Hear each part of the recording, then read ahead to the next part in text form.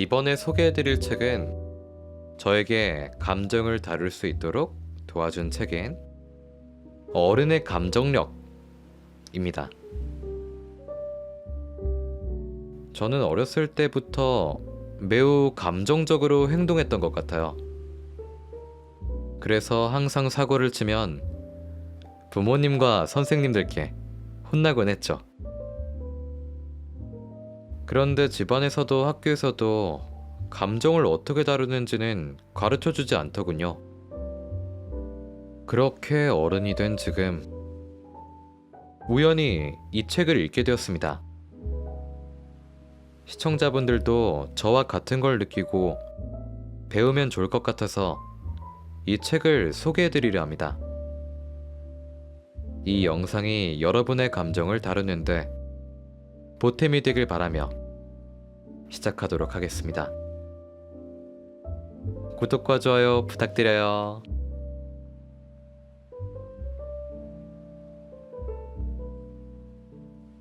어른의 감정력, 삶의 변화를 이끄는 감정 수업. 티보 메리스 지음, 출판사 오픈도어 북스. 프롤로그. 우리는 누구나 삶 속에서 다양한 감정을 경험한다. 나 역시 이 책을 쓰면서 여러 차례 감정 기복이 있었다. 처음에는 이루 말할 수 없을 정도의 흥분에 취해 독자들에게 도움이 될 책을 쓰게 되었다는 생각에 짜릿함마저 느꼈다. 이 책을 통해 독자들이 감정을 조절하는 법을 배우면서 삶을 어떻게 바꾸어 나갈지 상상해 보았다. 그 상상을 하니 지필에 대한 동기가 커지면서 앞으로 이 책이 얼마나 대단해질지를 생각해보지 않을 수 없었다. 처음에는 그렇게 생각했었다. 기대에 부풀었던 처음의 순간이 지나고 자리에 앉아 책을 본격적으로 집필할 때가 되자마자 내면의 흥분감이 모두 사그라들었다. 별안간 근사해 보였던 아이디어가 뻔하게 느껴지기 시작했고 집필 작업마저 따분해졌다. 그렇게 나는 실질적으로 누군가에게 기여할 수 있는 가치가 아무것도 없겠다는 생각까지 들었다. 그러면서 책상에 앉아 글 쓰는 일이 날이 갈수록 힘들어졌고 자신감도 사라지기 시작했다. 스스로의 감정조차 다스리지 못하는 주제에 어떻게 감정에 대한 책을 쓴단 말인가? 아이러니한 일이 따로 없다. 물론 포기하고 싶은 적도 있었다. 비슷한 주제의 책이 이미 차고 넘치는데 거기에 한 권 더 보태어봤자 소용없는 일이라는 생각 때문이었다. 그러한 시간 속에서 문득 이 책을 쓰는 과정이 나의 감정적 문제를 고찰할 더없이 좋은 기회라는 생각이 들었다. 세상의 부정적인 감정으로 고통받지 않는 사람은 없을 것이다. 우리 모두 감정의 기복을 겪은 적이 한 번쯤은 있지 않았던가? 여기에서 중요한 것은 부정적인 감정을 어떻게 다스리냐이다. 이제 우리는 부정적인 감정을 활용하여 성장과 새로운 배움으로 나아갈 것인가? 아니면 그러한 감정 속에서 자책만 하며 살지를 선택해야 한다. 그렇다면 지금부터 당신의 감정에 대해 얘기해보자. 먼저 다음과 같은 질문으로 시작하도록 하겠다. 지금 당신의 기분은 어떤가? 당신의 기분을 아는 것이 곧 감정 조절의 시작이라 할 수 있다. 그동안 스스로의 감정을 내재화하는 시간이 길어지면서 감정과의 연결이 단절되었을 수도 있다. 그렇기에 당신은 다음과 같이 답할 수도 있겠다. 이 책이 도움이 될 수 있을 것 같네요. 이 책에서 뭔가를 배울 수 있을 것 같아요. 그러나 위의 대답은 지금 당신의 기분을 제대로 보여주지 못한다. 당신은 이렇게 느끼는 것도 아니고 저렇게 느끼는 것도 아니고 그저 느끼는 것일 뿐이다. 즉, 당신은 이 책이 도움이 될 수 있을 것 같다고 느끼는 것이 아니라 생각하는 것이다. 따라서 그렇다고 느끼는 감정이 생겨나는 것이다. 기분은 마음속의 생각이 아니다. 체내에서 신체적 감각으로 나타나는 것이다. 느끼다라는 단어가 빈번하게 오남용되는 현실은 어쩌면 우리 모두 감정에 대해 말하기를 꺼리기 때문일지도 모른다. 그러니 한 번 더 묻겠다. 지금 당신의 기분은 어떤가? 당신이 느끼는 감정의 양상이 곧 삶의 질을 결정한다.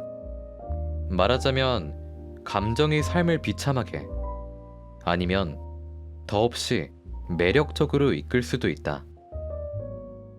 따라서 감정이야말로 우리가 집중해야 할 가장 근본적인 것이다.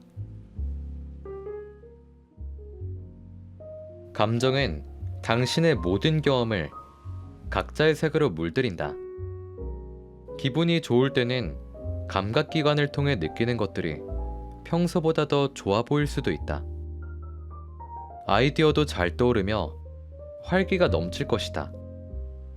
그러면서 자신의 가능성이 무한하리라는 생각도 들 것이다. 반면 우울할 때는 모든 게 무미건조해 보인다. 그리고 쉽게 지치면서 뭐라도 해야겠다는 생각조차 들지 않는다. 또한 몸도 마음도 원치 않는 공간에 갇힌 듯하며 미래도 암울해 보일 것이다. 한편 감정은 당신의 든든한 가이드가 되어주기도 한다. 삶에서 잘못되어가는 점을 지적하거나 당신에게 여러 변화를 일으키도록 도와줄 수도 있다. 이처럼 감정은 당신의 가장 강력한 성장 수단에 속할 수 있다. 그러나 안타깝게도 당신의 선생님이나 부모님은 감정의 작동 원리는 물론 감정을 조절하는 방법도 가르쳐주지 않았다. 어떠한 물건이라도 설명서가 함께하는 법인데 마음에만 설명서가 없다는 것은 참으로 아이러니하다. 우리는 마음의 작용은 물론 감정을 다스릴 수 있는 마음 활용법을 다룬 설명서를 받은 적이 단 한 번도 없을 것이다. 사실 애초부터 그 설명서가 존재했는지도 의심스럽다. 이 책은 당신이 태어났을 때나 학교에 다닐 때 부모님에게 받았어야 할 마음과 감정의 설명서이다. 이 설명서를 통해 나는 감정에 대해 알아야 할 모든 것들을 당신과 공유하고자 한다. 이 책은 당신의 온갖 두려움과 한계를 극복하고 당신이 선망하던 사람이 될 수 있도록 이끌 것이다. 구체적으로 말하자면 이 책은 다음과 같은 측면에서 당신에게 도움이 될 것이다. 감정의 개념과 그것이 당신의 삶에 미치는 영향을 이해한다. 감정의 형성 원리와 자기 개발을 위한 감정 활용법을 이해한다. 삶을 지배하는 부정적인 감정과 이를 극복하는 법을 이해한다. 보다 바람직한 미래를 위해 관점을 바꿈으로써 감정 조절을 강화한다. 긍정적인 감정을 위해 마음을 재설계한다. 부정적인 감정을 원만하게 다루며 긍정적인 감정을 위해 마음을 순조롭게 다스린다. 감정 정리, 및 조절 수단을 습득한다. 또한 당신이 이 책에서 배우게 될 내용을 다음과 같이 간략하게 소개하고자 한다. 1부에서는 감정이 무엇인가를 살핀다. 우선 우리의 뇌가 부정적인 것에 집중하도록 만들어진 이유와 함께 그러한 상황에 대처하는 방법을 학습한다. 또한 믿음이 감정에 미치는 영향과 부정적인 감정의 작동 원리를 살펴본다. 그리고 부정적인 감정을 다루기 어려운 이유를 이해한다. 2부에서는 감정에 직접적인 영향을 주는 요인을 다룬다. 여기에서는 우리의 삶에서 신체, 사고, 언어, 그리고 수면 등 다양한 요인이 수행하는 역할을 설명한다. 또한 감정을 바꾸기 위한 해당 요인의 활용법을 이해한다. 3부에서는 감정의 형성 원리 및 긍정적인 감정을 느끼기 위해 감정을 조절하는 기술을 소개한다. 4부에서는 자기 개발을 위한 감정 활용법에는 어떠한 것이 있는가를 제시한다. 그리고 우리가 두려움이나 우울증을 경험하는 이유와 원리도 함께 설명한다. 이제부터 본격적으로 시작해보자.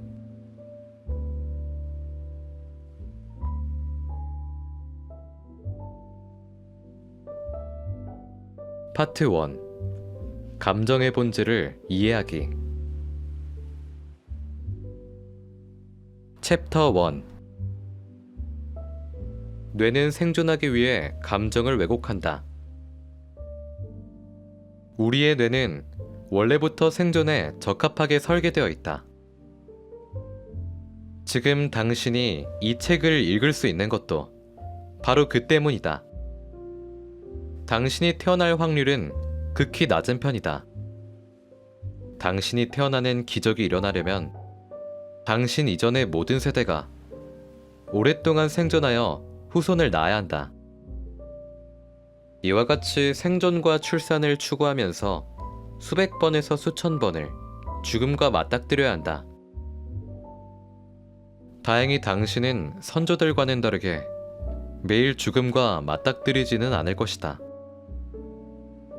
현대에 들어서면서 세계 어느 곳이든 인간의 삶은 그 어느 때보다 안전해졌다. 그러나 생존 메커니즘은 크게 변하지 않았다. 당신의 뇌는 여전히 주변 환경을 살피며 잠재적인 위험 요소를 찾고 있다. 현대 사회에 들어 뇌의 일부는 여러 측면에서 기능이 상실되었다. 그렇기에 당장 천적에게 잡아먹힐 상황에 놓이지 않을 것이다. 그럼에도 당신의 뇌는 여전히 긍정적인 일보다는 부정적인 일을 훨씬 더 중요시한다. 거절에 대한 두려움은 부정적인 일에 관한 편견을 보여주는 사례에 속한다. 과거에는 같은 부족원의 구성원에게 거절당할 때 생존 가능성이 눈에 띄게 줄어들었다. 이에 우리는 거절의 조짐을 찾는 법을 배워야 했고, 이는 우리의 뇌에 깊이 각인되었다.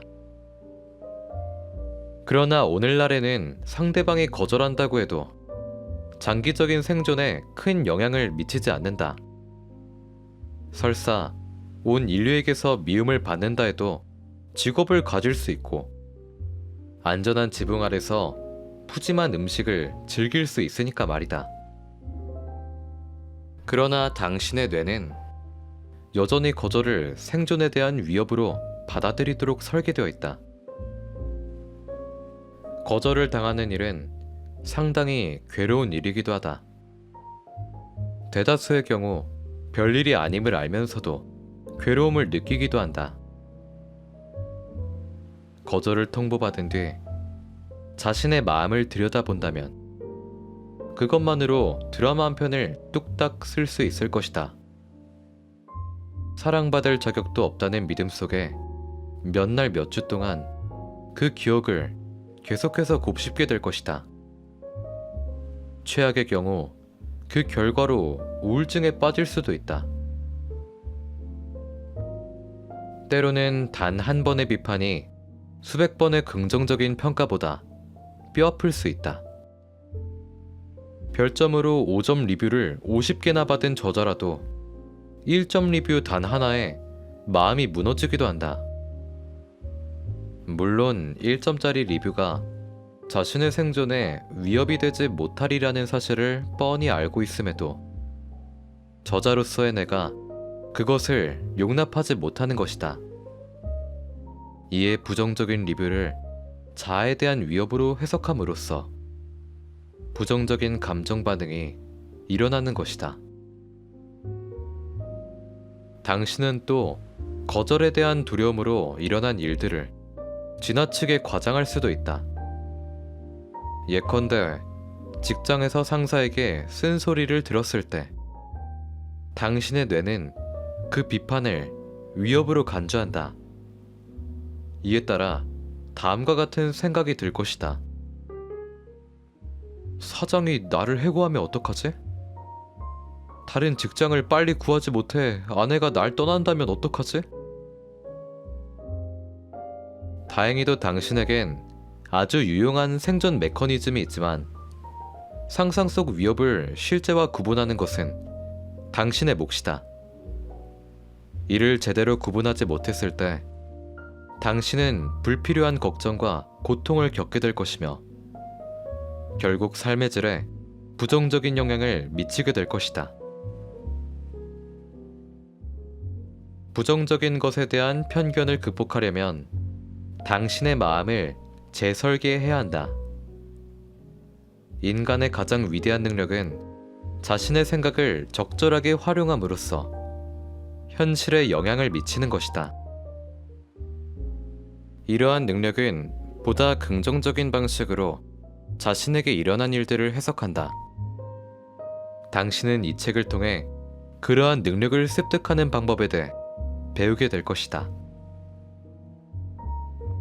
당신의 뇌가 담당하는 주 역할은 당신의 생존을 확실하게 만드는 것이지 당신을 행복하게 만드는 것은 아니다. 따라서 행복해지고 싶다면 이를 기대하기보다 당신의 감정을 적극적으로 조절해야 한다. 그것이 당신의 자연스러운 상태를 나타내기 때문이다. 이와 관련하여 행복의 개념과 작동 방식은 다음 장에서 자세히 살펴보도록 하겠다. 도파민은 신경 전달 물질로 여러 기능을 수행하지만 특정 행동에 대해 보상을 제공하는 중요한 역할도 한다. 뇌의 쾌락 중추에서 도파민이 분비되면 약물에 취한 것과 비슷한 강렬한 행복감을 맛보게 된다. 이러한 행복감은 운동 중에도 나타나지만 도박이나 성행위를 할 때나 맛있는 음식을 먹을 때에도 나타난다. 또한 굶어 죽지 않도록 먹이를 사냥하거나 출산을 목적으로 배우자를 찾도록 하는 것도 도파민의 역할이다. 도파민이 없었다면 인류는 절멸했을 것이다. 이러한 이유로 도파민은 참 좋은 것이라 말할 수 있다. 그렇지 않은가? 하지만 그에 대한 답은 긍정일 수도 부정일 수도 있다. 현대 사회에서 도파민 같은 보상 체계는 여러모로 무의미해졌다. 과거에는 도파민이 생존과 직접적인 관련이 있었지만 지금은 인위적인 자극으로 분비되기 때문이다. 그러한 현상의 대표 사례를 소셜미디어에서 찾을 수 있다. 오늘날의 사회는 우리를 불행하게 만들 수 있는 가짜 행복을 팔고 있다. 우리는 뇌를 효과적으로 착취하는 방법들을 찾아낸 마케팅 전문가들에 의해 도파민에 서서히 중독되었다. 이에 하루에도 여러 차례 도파민 분비를 경험하고 있으며 이를 갈구하기까지 한다. 하지만 그것이 과연 행복과 같을 수 있을까? 게다가 도파민은 실제로 중독 증세를 일으켜 우리 건강에 심각한 타격을 줄 수 있다. 미국 툴레인 대학교에서의 실험 결과에 따르면 자체적인 쾌락 중추 자극이 허용되었을 때 참가자들은 분당 평균 40회 정도의 쾌락 중추를 자극하였다. 그들은 심지어 배고픈 상태임에도 음식 섭취를 거부하였으며 결국 음식보다는 도파민을 선택했다. 한국인 이승섭 씨의 사례는 도파민 중독의 희생자 가운데 극단적인 사례에 속한다. 2005년 그는 음식이나 물을 거의 먹지도 않고 잠도 자지 않은 채 58시간 동안 비디오 게임을 하다 사망했다. 이후 조사 결과 사망의 원인은 탈진 및 탈수에 의한 심장마비로 판명되었다. 당시 그의 나이는 불과 28이었다. 당신의 감정을 제대로 조절하기 위해서는 도파민의 역할 및 도파민의 행복에 미치는 영향을 이해한다. 혹시 스마트폰이나 게임 또는 비디오 게임에 눈을 떼지 못한 채 너무나 많은 시간을 허비하지는 않는가? 우리는 대부분 무언가에 중독되어 있다. 누군가는 분명히 중독된 듯 하지만 또 어떤 사람들은 불분명해 보인다. 그 예로는 생각 중독이 있다. 감정 조절을 원활하게 하기 위해서는 중독 여부를 파악하여 적절하게 대처해야 한다. 그렇지 못한다면 행복을 잃을 수도 있다. 당신은 언젠가 꿈을 이루고 행복해질 것이라고 믿는가? 슬프게도 그러한 일은 일어나기 어렵다고 본다. 목표를 달성하거나 또는 그렇게 되기를 바랄 수는 있겠다. 행여나 목표를 이루었더라도 반드시 오래오래 행복하게 살았답니다. 라는 결말로 이어지지는 않을 것이다. 결국 미래에 대한 막연한 낙관주의는 또 다른 자기 기만에 지나지 않는다. 우리의 마음은 새로운 상황에도 곧잘 적응한다. 이는 진화의 산물이라 할 수 있다. 즉, 적응 끝에 생존하여 종족을 보존하려는 본능에서 비롯된 결과인 듯하다. 갖고 싶던 새 자동차나 집을 손에 넣어도 그 행복이 그리 오래가지 못하는 것은 역시 적응 때문이라고 볼 수 있다. 일단 처음에 흥분이 가라앉고 나면 다시 짜릿함을 느낄 만한 다른 일을 갈망하게 된다. 이러한 현상을 흔히 쾌락 적응이라 한다. 이제 행복에 대한 당신의 관점을 바꿀 흥미로운 연구를 소개하도록 하겠다. 복권 당첨자와 하반신 마비 환자를 대상으로 한 1978년의 연구는 눈이 번쩍 뜨일 만큼 놀라운 것이었다. 이 연구를 통해 연구진은 복권 당첨이나 하반신 마비가 행복에 미치는 영향을 조사했다.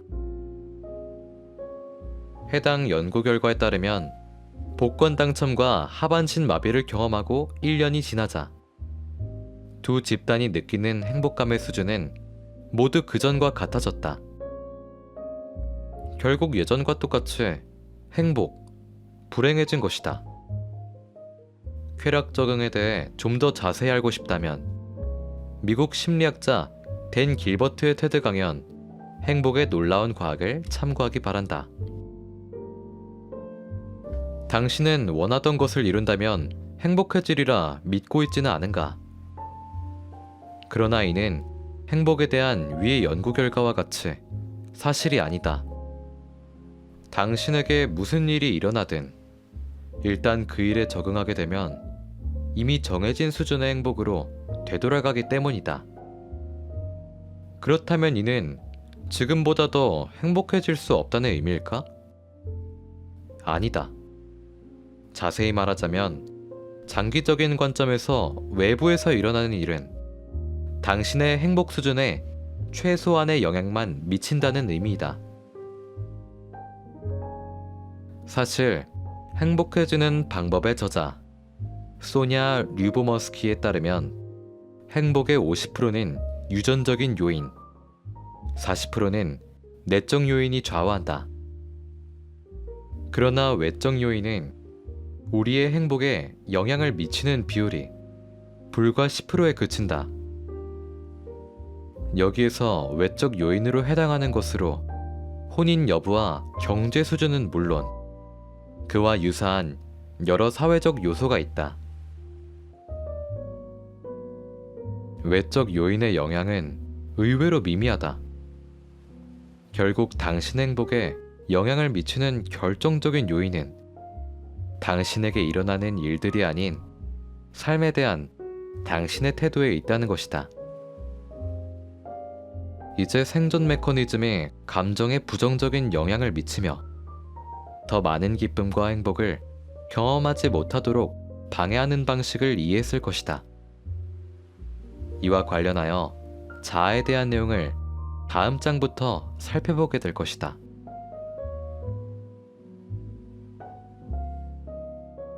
챕터 2 부정적 감정의 배경 살펴보기. 당신의 생존 메커니즘은 감정에 영향을 미치는 유일한 요인은 아니다. 반면 당신의 자아는 감정에 지대한 영향을 미친다. 따라서 감정을 보다 잘 조절하려면 자아의 개념과 발현 방식을 이해해야 한다. 그러면 자, 즉 에고라고도 하는 단어의 용법부터 명확히 짚어보도록 하자. 예컨대 그 사람은 자아가 비대하다와 같이 자아를 자부심 가까운 것으로 이해하기도 한다. 물론 자부심은 의심의 여지 없이 자아가 발현된 결과이긴 하지만 결국 자아의 일부일 뿐이다. 다시 말해 자부심은 전혀 드러내지 않고 겸손해 보이는 사람이라도 여전히 자아의 지배를 받을 수도 있다는 것이다. 그렇다면 자아란 무엇인가? 자아란 당신이 살아오면서 구축해온 자기 정체성을 뜻한다. 그렇다면 정체성은 어떻게 만들어질까? 단순하게 말하자면 자아는 당신의 생각을 통해 만들어진 것으로 곧 마음이 만들어낸 정체성이기 때문에 구체적인 실체도 없다. 당신에게 일어나는 일은 그 자체로 의미를 지니지 않는다. 당신이 그 일을 나름대로 해석하면서 비로소 의미가 부여되는 것이다. 그리고 타인의 말에 따라 당신은 스스로에 관한 것들을 있는 그대로 받아들인다.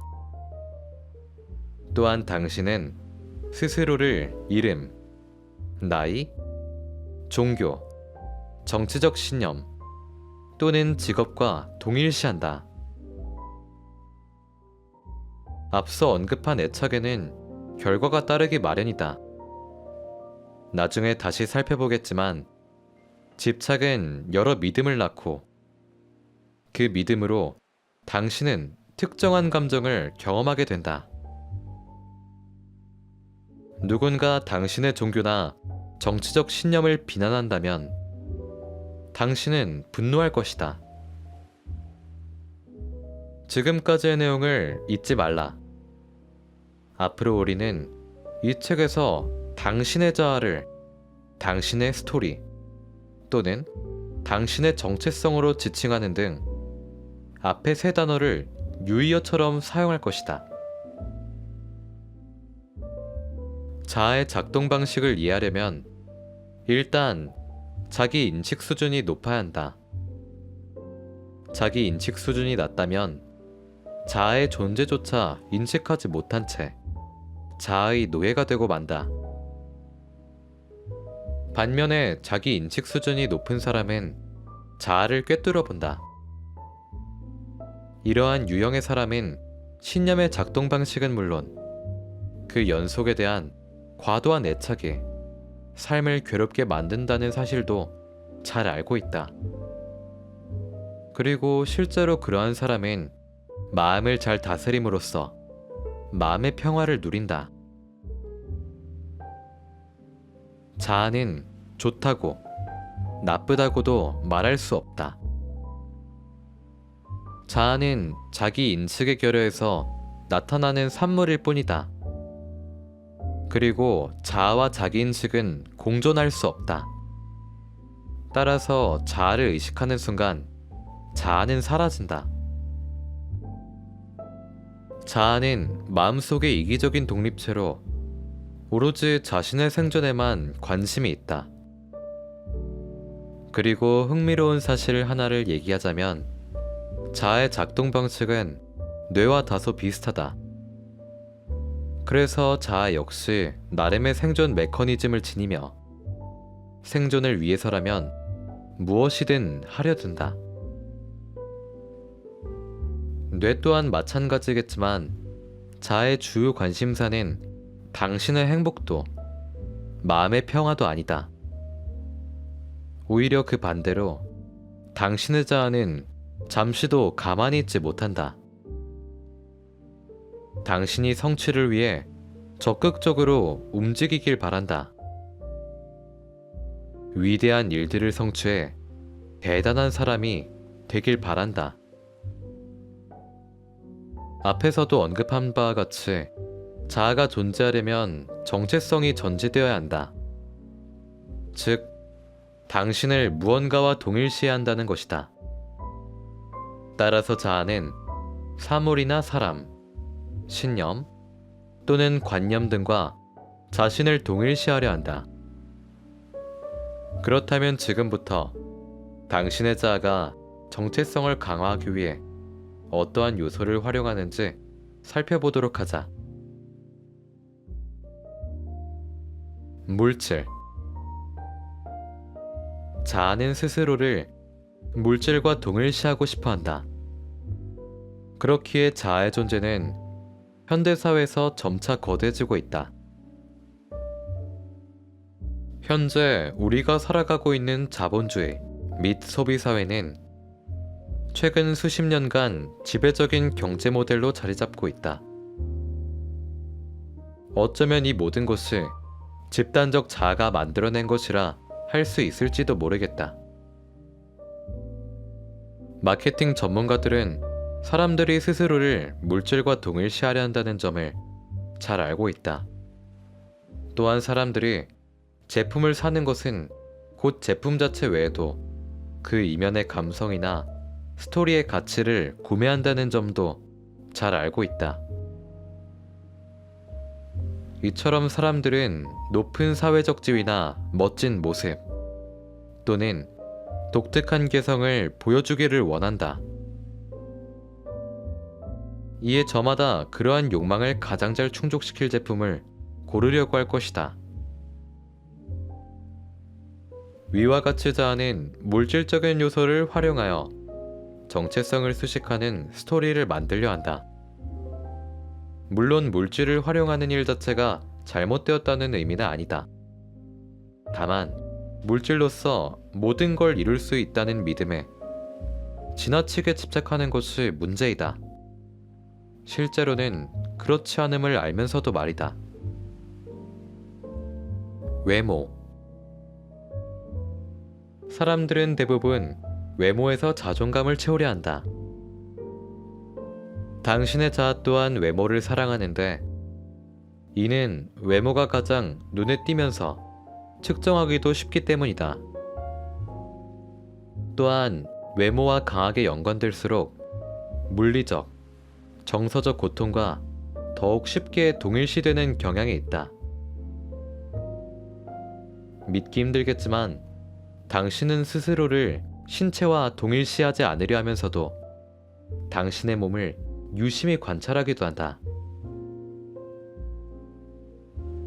친구 및 지인.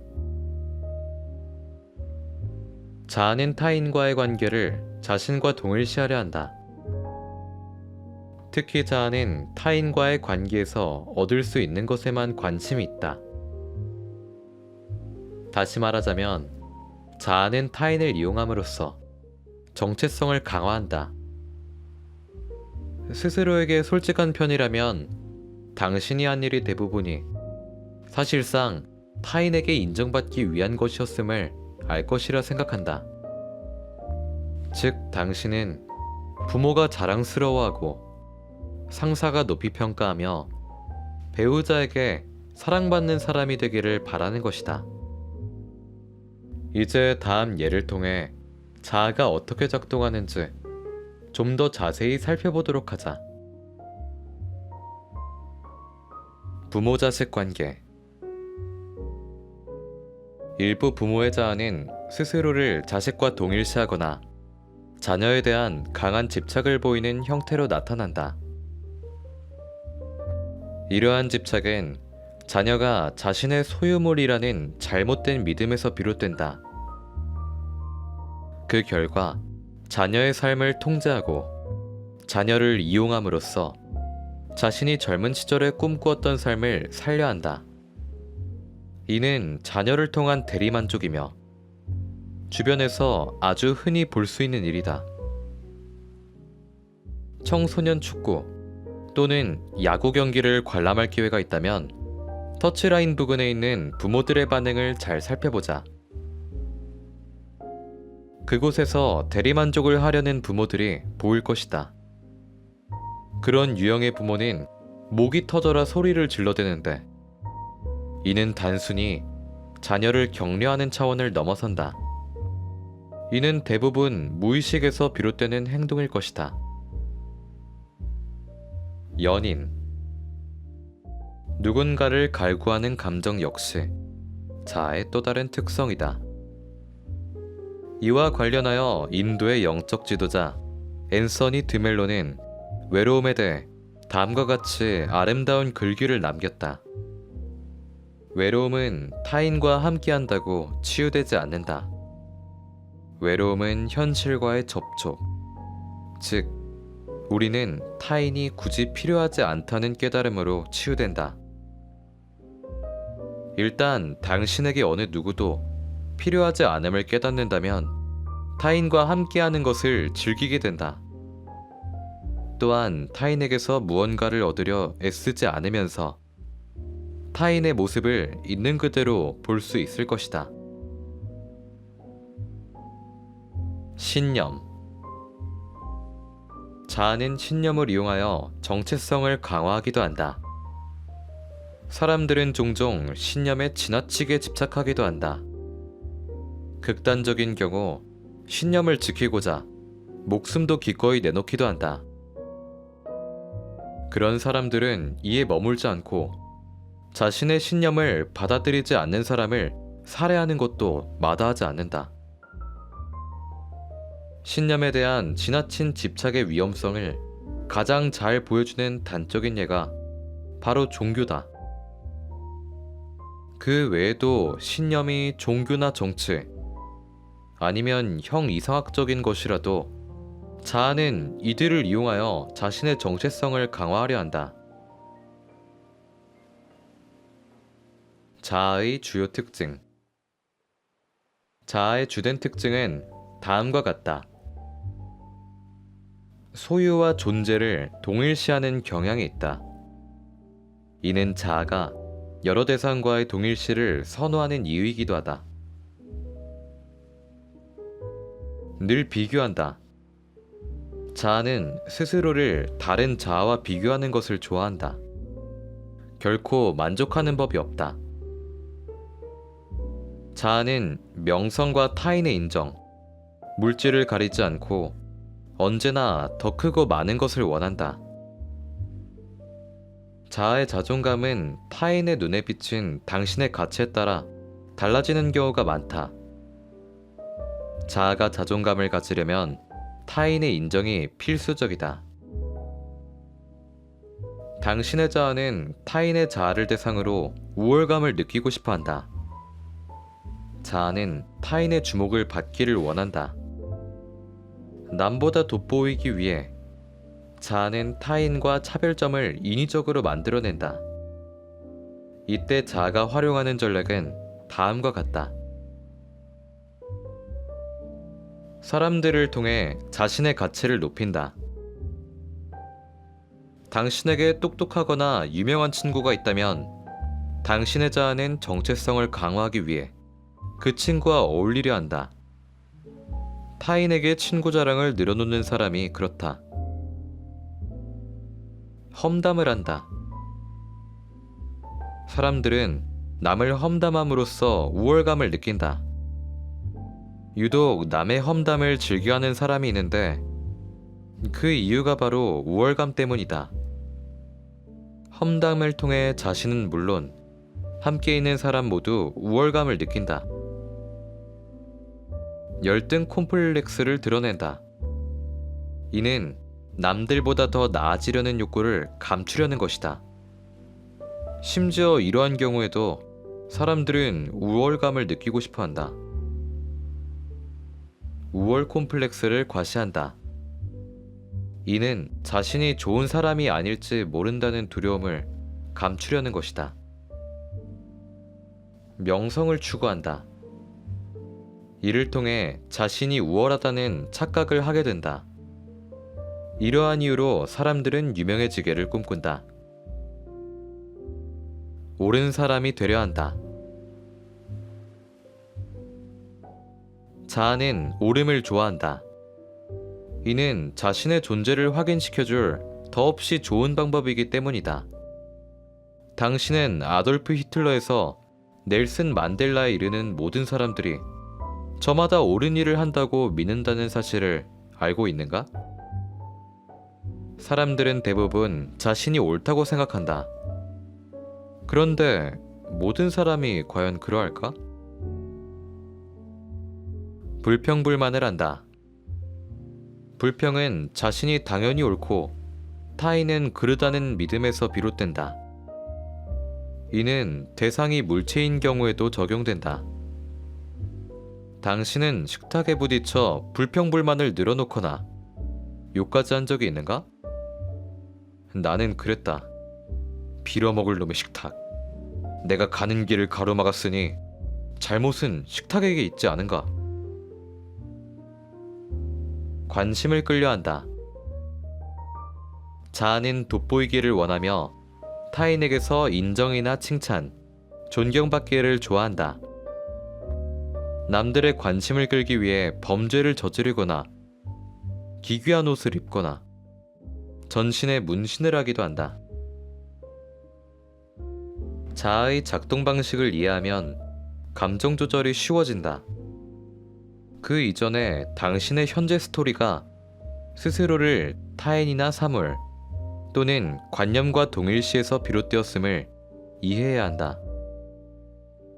이러한 동일시는 당신의 삶 속에서 마주하게 될 부정적인 감정의 근원이다. 간단하게 말하자면 당신의 감정은 대부분 당신에게 내재된 개인적인 스토리나 세상을 인식하는 방식에서 비롯된다.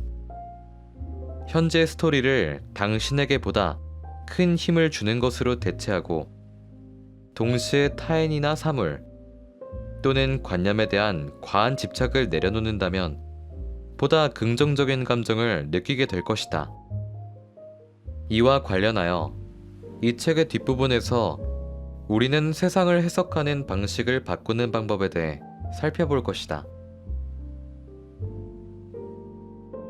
챕터 3 감정의 힘을 다스리는 법. 감정을 다루기는 참으로 까다롭다. 이 장에서는 감정의 작동 원리에 대해 깊이 있게 논의하고자 한다. 이 장의 내용을 통해 감정의 이면에 숨은 메커니즘을 이해함으로써 순간마다 솟아오르는 감정을 효과적으로 관리할 수 있을 것이다. 먼저 감정은 휘발성을 지닌다는 점을 이해해야 한다. 어느 순간에는 행복하다가도 지나고 나면 갑자기 슬퍼지듯이 말이다.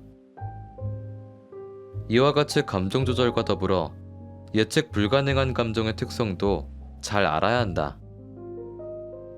언제나 행복할 것이라는 기대는 실패할 수밖에 없다. 행복해지는데 실패한다면 그 원인을 자신의 탓으로 돌리며 크게 자책하게 된다.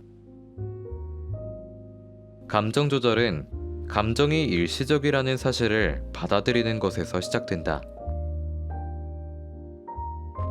그렇기에 감정을 스스로와 동일시하지 않고 흘려보내는 법부터 배워야 한다. 그리고 절대 슬퍼져서는 안 돼. 또는 대체 뭐가 잘못된 거지? 와 같은 말보다 그러한 감정을 받아들일 수 있도록 해야 한다. 즉, 감정을 현실로서 수용해야 한다는 것이다. 당신이 정신적으로 강하더라도 살다 보면 여전히 슬픔이나 비통함 또는 우울함을 경험할 것이다. 이들 감정을 단번에 또는 지속적으로 느끼지 않는다면 그나마 다행일 것이다. 또한 가끔 실망감이나 배신감을 비롯하여 불안감, 분노, 수치심도 느끼게 될 것이다. 그러면서 당신은 물론 원하는 사람이 되기 위한 당신의 능력을 의심하기도 한다. 그러나 걱정할 것은 없다. 감정은 언제나 생겨나면서도 사라진다. 여기에서는 언젠간 사라진다 라는 사실이 중요하다. 부정적인 감정에 빠진다면 사람들은 이를 나약한 정신 때문이라 여기며 스스로를 탓하기도 한다. 심지어는 무언가 잘못되었다고 믿기까지 한다. 그러나 내면의 소리가 뭐라고 하든 당신의 감정은 나쁜 것이 아니다. 감정은 그저 감정일 뿐 그 이상도 그 이하도 아니다. 지금의 당신이 우울하다고 해서 3주 전에 행복했던 당신보다 못하지는 않다. 지금 슬프다고 해서 앞으로 영영 웃을 수 없다는 얘기가 아니다. 당신의 괴로움은 감정 자체의 탓이 아니다. 당신이 감정을 잘못 해석했기 때문이다. 그리고 고통의 책임을 감정에 전가하고 있을 뿐이다. 부정적인 감정은 사실 도움이 되기도 한다. 밑바닥을 경험해야 정상에도 오를 수 있는 법이다. 세상에서 가장 강인한 사람조차 우울증에 걸리기도 한다. 테슬라의 최고 경영자 일론 머스크도 신경쇠약에 걸릴 것이라 누구도 상상하지 못했지만 그는 결국 극복해냈다. 16대 미국 대통령 에이브러햄 링컨은 약혼녀를 잃은 뒤 몇 개월간 치료에 빠져 지냈다. 그러나 그 비극적인 사건도 링컨의 미국 대통령 당선을 막지 못했다. 위와 같이 부정적인 감정은 목표를 이루는데 가끔 도움을 주며 경각심을 일깨워주기도 한다. 그리고 당신의 긍정적인 면을 깨닫게 하는 역할을 하기도 한다. 물론 부정적인 감정에 빠져있는 동안은 세상의 밝은 면을 보기가 어려울 수도 있다. 하지만 시간이 지나고 뒤를 돌아본다면 슬픔마저 당신의 성공에 나름대로 중요한 역할을 한다. 감정은 삶을 더 어렵게 하려고 생겨나지 않는다. 바로 우리에게 알려줄 것이 있으니 나타나는 것이다. 감정이 없다면 우리에게 성장은 없다. 부정적인 감정을 신체적 고통과 비슷하다고 생각해보자. 물론 아픈 건 싫겠지만 고통이 없다면 우리의 몸은 죽은 것이나 다름없다. 신체적 고통은 어딘가 잘못되었다는 강력한 신호를 보낸다. 이에 당신으로 하여금 의사에게 진찰을 받는 등의 조치를 취하도록 한다. 그 조치의 결과로 수술을 받거나 식단 또는 운동량을 조절하게 될 것이다. 반면 신체적 고통을 느끼지 못한다면 조치를 취할 필요도 없어 상황이 크게 나빠질 것이다. 운이 나쁘다면 때이른 죽음을 맞게 될 수도 있다. 감정의 작동 방식 또한 위와 비슷하다. 감정의 발산 역시 현재 상황에 조치가 필요하다는 신호를 보내는 것이다. 당신을 괴롭게 하는 사람과의 관계를 끝내거나 직장을 그만두거나 또는 부정적인 스토리를 끊어내야 할 수도 있다.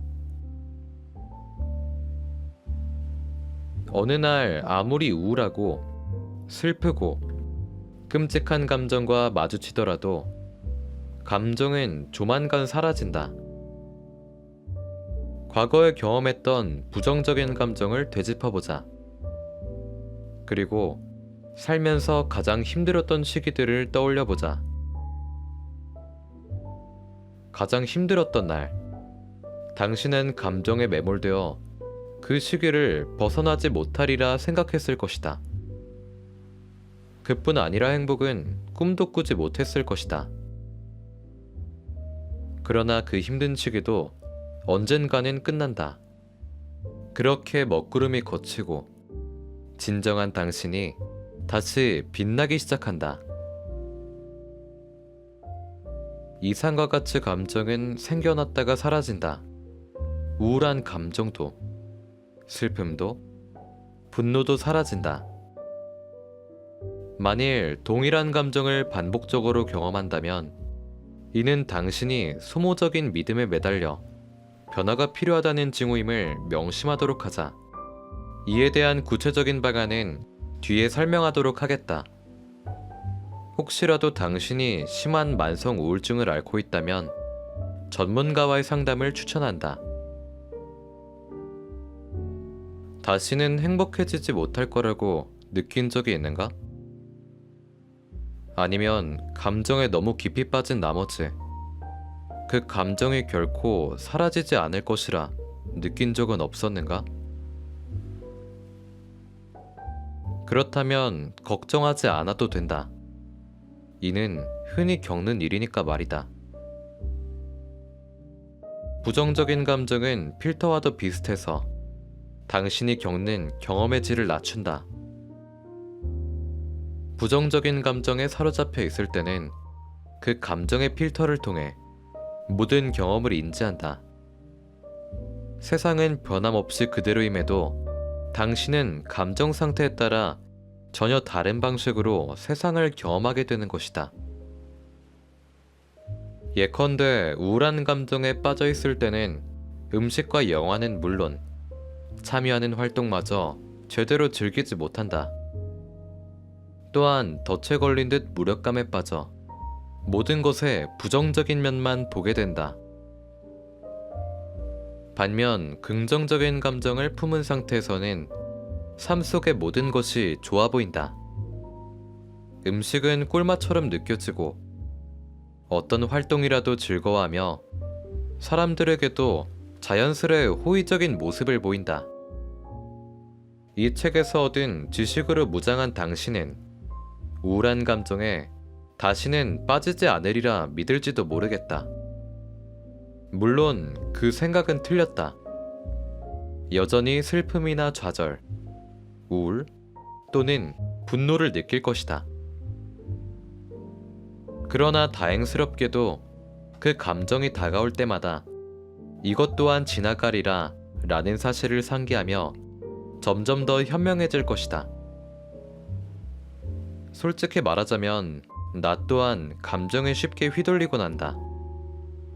물론 나는 스스로의 감정과 동일시하지는 않지만 여전히 너무 많은 것을 감정 탓으로 돌리곤 한다. 그러다 보면 감정이 잠시 왔다 가는 방문객에 지나지 않는다는 사실을 잊어버리기도 한다. 중요한 얘기인데 나는 때때로 감정이 내가 아니라는 사실을 잊곤 한다. 늘 생겨났다 사라지는 감정과 달리 나는 항상 그대로인데도 말이다. 한때 폭풍우처럼 격렬한 감정이 지나갔을 당시 내 감정을 너무나 심각하게 받아들였던 스스로가 바보 같다는 생각이 들기도 한다. 당신도 그런 적이 있었는가?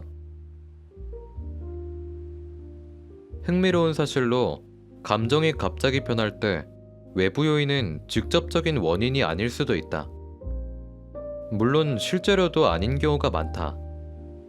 다시 말해서 상황도, 직장도, 통장 잔고도, 평소에 안고 있던 문제들도 그대로인데 감정 상태만 급격히 달라지는 것이다.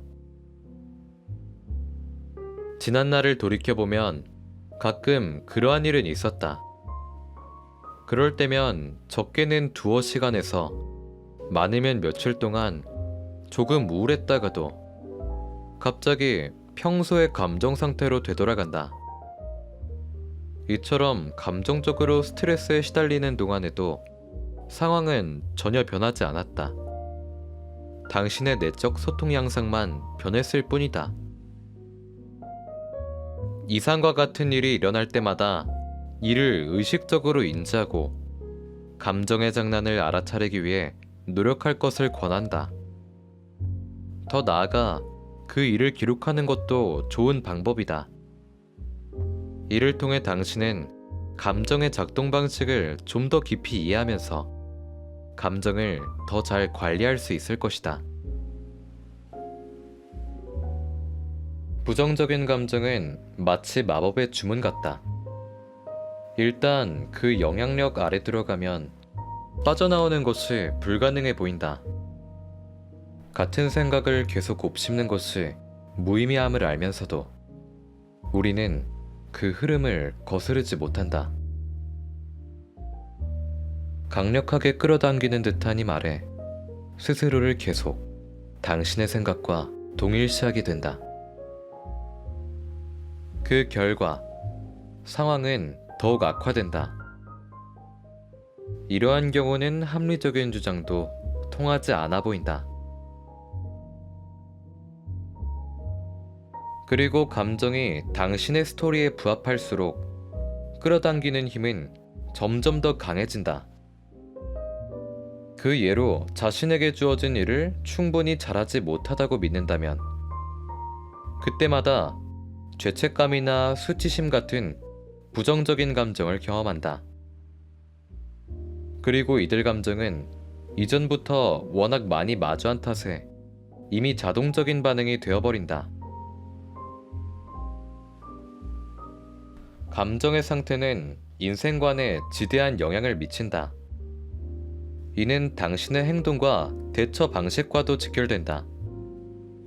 긍정적인 감정으로 일관한다면 넘치는 활력 속에서 다음과 같은 일을 경험할 것이다.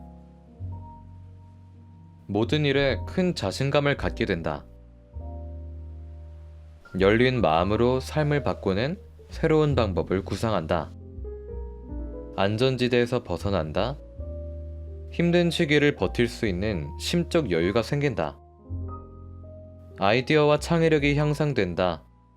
같은 감정 범주에서 긍정적인 감정이 쉽게 생겨난다. 위와 다르게 부정적인 감정 상태에 있다면 에너지가 떨어지면서 아래에 제시된 바를 겪게 된다. 모든 일에 자신감을 잃게 된다. 동기결여로 자발적인 행동 범위가 떨어진다. 새로운 도전을 꺼리며 안전지대에 머무르려 한다. 좌절을 인내하는 힘이 떨어진다. 같은 감정 범주에서 부정적인 생각만 하게 된다. 감정은 자석처럼 작동하면서 비슷한 생각들을 끌어들인다. 부정적인 감정 상태에서 계속 그러한 생각을 하게 되는 것이 바로 그 때문이다. 그리고 부정적인 생각에 계속해서 매달린다면 상황은 더욱 악화된다. 독일 작가 에크하르트 톨레는 저서 지금 이 순간을 살아라를 통해 다음과 같이 말한다. 당신의 생각과 감정이 상생하는 악순환이 생겨나기도 한다. 생각의 패턴은 자체적인 확대 재생산을 통하여 특정한 감정의 형태를 띠도록 한다. 또한 감정은 자신의 진동 주파수로 원본이 되는 생각의 패턴에게 먹잇감을 공급한다. 그렇다면 이제부터 감정의 자력에서 어떻게 벗어나야 하는지에 대해 살펴보도록 하자. 직장에서 좋지 않은 일로 당신의 상태가 최악이라고 가정해보자. 당신은 부정적인 감정 상태에 빠져 있고 그로 인해 더 많은 부정적인 생각을 끌어들이게 된다. 그 와중에 30이 되었음에도 아직 미혼이며 살까지 쪄버린 사실이 느닷없이 떠오르면서 자괴감에 시달린다. 엎친 데 덮친 격으로 다음 주 토요일에도 출근을 해야 한다는 점까지 생각나면서 직장 생활 때문에 스스로가 지나치게 혹사당하는 것은 아닌가 싶기도 할 것이다. 위와 같이 기분이 좋지 않을 때는 자신도 모르게 자꾸만 부정적인 생각을 하게 된다. 그렇지 않은가? 이를 막으려면 부정적인 생각을 끌어들이는 습관을 버려야 한다. 현재 나는 무릎에 문제가 있어 운동을 할 수 없다. 그런데 운동을 쭉 좋아했던 나에게 부상은 괴로움의 근원이다. 다행히 무릎 통증을 느끼는 경우는 거의 없지만 어쩌다 통증이 오면 부정적인 감정이 생겨난다. 어느 날 나는 생각의 흐름을 관찰하면서 무릎 통증이 오면 그날의 기분에 부정적인 영향을 받게 되면서 악순환에 휘말린다는 사실을 깨닫게 되었다. 결국 통증이 올 때면 직장 생활에서 사생활까지 모든 것이 잘못되어 가고 있다는 부정적인 생각에 사로잡히는 것이다. 그렇게 나는 몇 시간, 심지어 며칠 동안 부정적인 감정에 마음을 빼앗긴 적이 있다. 내 이야기를 통해 말하고자 하는 바는 당신의 삶이 아무리 잘 풀리는 중이라도 대부분의 시간을 문제 해결에 써버린다면 금세 우울에 빠지게 된다는 것이다. 따라서 부정적인 감정을 줄이려면 그 감정과 당신이 처한 문제가 서로 영향을 받지 않도록 따로 떼어놓는 법을 배워야 한다. 서로 무관한 문제를 한데 끌어모아 당신의 마음이 상황을 과장하지 않게 하라. 그렇지 않으면 기분만 더 나빠질 뿐이다. 따라서 부정적인 감정은 당신의 마음 속에서만 존재함을 잊지 말라. 따로 떼어놓고 생각해보면 당신의 문제는 대부분 그리 크지 않다. 그리고 모든 문제를 한꺼번에 해결해야 한다는 법칙도 없음을 알게 된다. 일단은 당신의 기분이 어떠한지 파악하는 것부터 시작하자. 그 다음 부정적인 감정을 기록하라. 그리고 그 감정의 원인이 무엇인가를 살펴보도록 하자.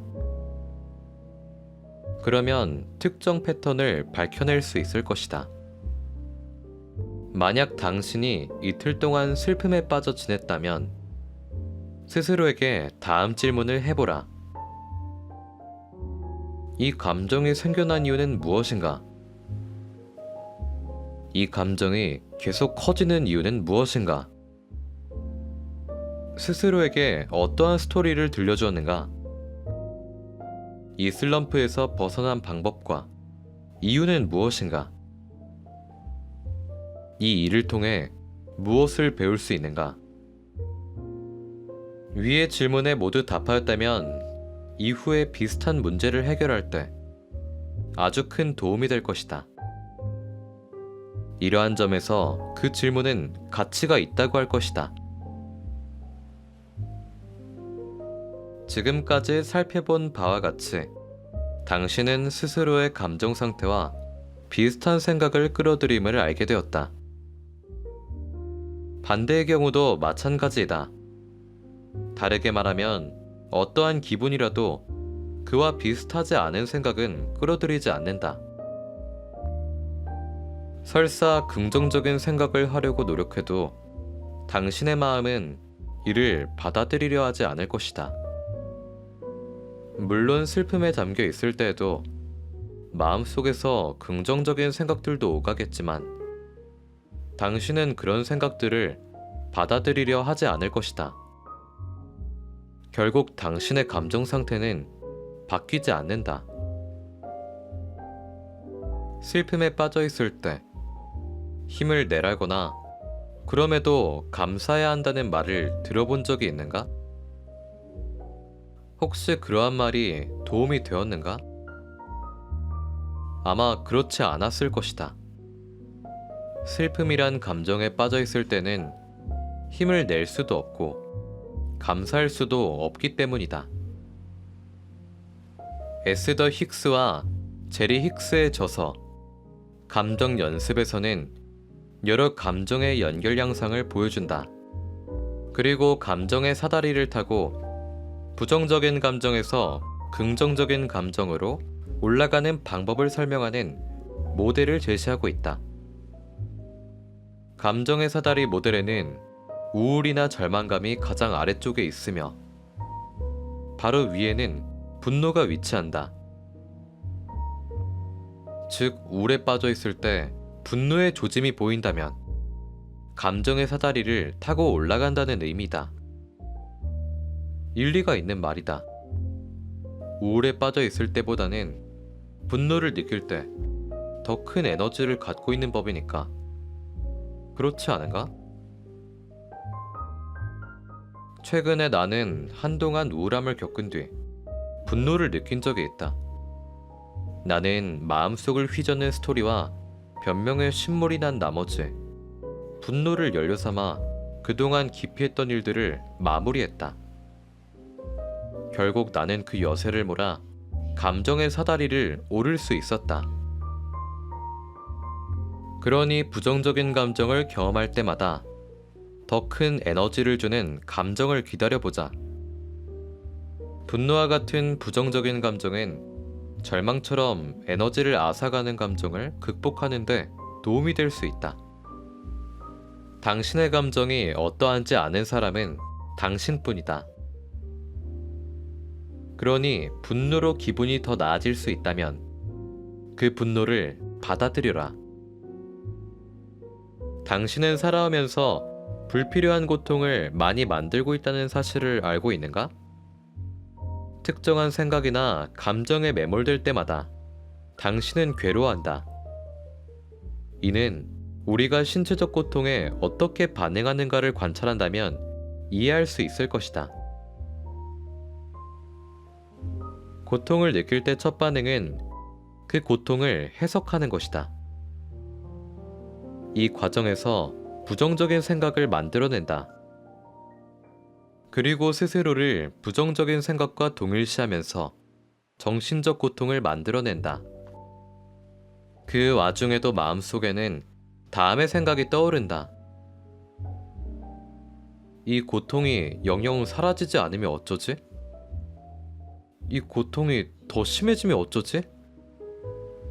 이 고통 때문에 더 이상 무언가를 하지 못하게 된다면 어쩌지? 위와 같은 내면의 혼잣말에서 고통이 생겨나지만 그 고통은 문제 해결에 아무 도움도 되지 않는다. 당신은 위에서 제시한 걱정에 매몰되지 않고도 얼마든지 할 일을 하면서 적절한 극복 방안을 생각해낼 수 있다. 문제는 부정적인 감정이 아니라 그러한 감정으로 생겨나는 정신적 고통이다. 정신적 고통의 또 다른 예는 미루기다. 이런저런 걱정에 며칠에서 몇 주 동안 일을 미루다가 그 일을 끝내고서야 뒤늦게 그 걱정이 대수로운 것이 아님을 깨달은 적이 있는가? 혹시 당신을 가장 지치게 한 것은 일 자체였는가? 아니면 그 일에 걱정하며 보낸 시간이었는가? 위와 관련하여 당신은 잠도 제대로 자지 못하고 내일은 힘든 하루가 될 거라는 생각을 마음속으로 계속 되낸 적이 있을 것이다. 당신이 해야 할 일들을 모두 떠올리는 탓에 시작하기도 전에 지쳐버리는 것이다. 심리학 연구에 따르면 에너지를 가장 많이 소모하는 것은 바로 정신적 고통이라고 한다. 하루 종일 책상에 앉아 있는 것은 그리 힘든 일이 아닌데도 사람들은 하루가 끝날 때쯤이면 지치는 느낌을 받는다. 데일 카네기의 고전, 데일 카네기 자기관리론에서는 다음과 같은 글이 적혀 있다. 한술 더 떠서 미국에서 가장 유명한 정신과 의사인 A.A. 브릴 박사는 건강한 근로자가 앉아서 일할 때 주로 느끼는 피로감은 우리가 순전히 감정적인 요인이라고 하는 심리적인 요인으로 생겨난다 라고 말한 바 있다. 사람들은 스스로에게 크나큰 고통을 가한다. 이 책을 계속 읽다 보면 그러한 행동이 얼마나 어리석은 일인지 깨닫게 될 것이다. 당신은 바꿀 수도 없는 과거 일을 계속해서 곱씹는 사람, 예측 불가능한 미래 일을 걱정하는 가족과 친구를 보았을 것이다. 그런가 하면 쳇바퀴 돌듯 계속 같은 생각만 하면서 마음속에나 존재하는 문제와 싸우는 사람도 본 적이 있을 것이다. 이에 신비주의자는 수천 년 동안 문제는 우리 마음속에 있다고 말하면서 우리에게 내면을 지속적으로 들여다보라고 했다. 그러나 지금 그 말에 귀를 기울이는 사람이 얼마나 될 것인가? 너무나 많은 사람들이 자신의 문제에 매몰되어 있다. 그럼에도 우리는 그 문제를 놓아주지 않으면서 불평불만의 피해자인 척을 하며 남 탓을 하기도 한다. 또한 해결책은 찾지 않으면서 문제에 계속 집착하며 갑론을 방만한다. 그러한 정신적 고통을 줄이려면 에너지만 쓸데없이 소모하는 부정적인 방식으로 우리의 감정을 해석하지 않아야 한다. 한 발 더 나아가 현실을 객관적으로 본다면 문제는 애당초 존재하지 않았다고 말할 수 있다. 그 이유는 다음과 같다.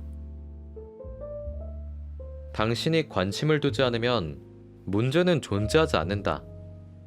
문제는 당신이 관심을 보일 때 나타난다. 관점을 당신의 마음으로 돌리면 당신에게 관심이 없는 것은 존재하지도 않는다는 것이다. 그 예로 당신이 한쪽 다리를 잃었다고 가정해보자. 그 사실을 곧장 받아들이고 이를 생각하지 않는다면 어떠한 문제도 일어나지 않을 것이다. 그리고 이에 수반되는 정신적 고통도 없을 것이다. 당신은 그저 현실 속에서 살 뿐이다. 물론 일반적으로는 그렇지 않겠지만 말이다. 문제는 오직 시간 속에서, 즉, 과거나 미래에만 존재할 수 있다. 그렇다면 과거와 미래는 어디에 있는가? 바로 당신의 마음속이다. 문제를 인정하려면 생각을 해야 하는데 우리의 사고는 현재 순간이 아닌 시간 속에 존재한다. 문제가 실제 존재하려면 문제라고 간주하는 것이 필요하다. 따라서 문제는 당신이 어떤 상황을 문제라고 해석할 때만 존재한다. 그렇지 않는다면 문제란 없다. 위에서 소개한 개념은 처음에 이해하기 어려울 수도 있으나 근본적인 개념이다. 다음 장에서는 당신의